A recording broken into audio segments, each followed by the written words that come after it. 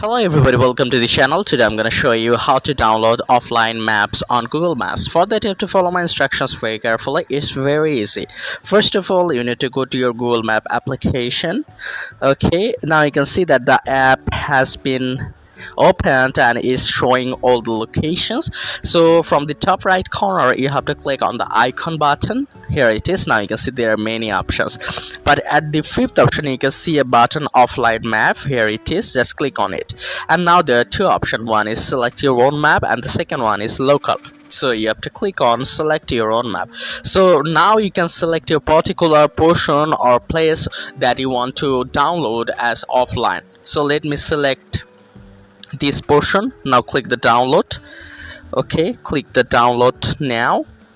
So you can see that it's showing it will take 20 megabytes, so you have to wait and it will be downloaded. So if later you don't have an internet connection, you will be still able to access to that particular location after downloading that particular portion. And that's all for today's video. If this tutorial helped you, like this video and don't forget to subscribe to my channel. See you in the next one.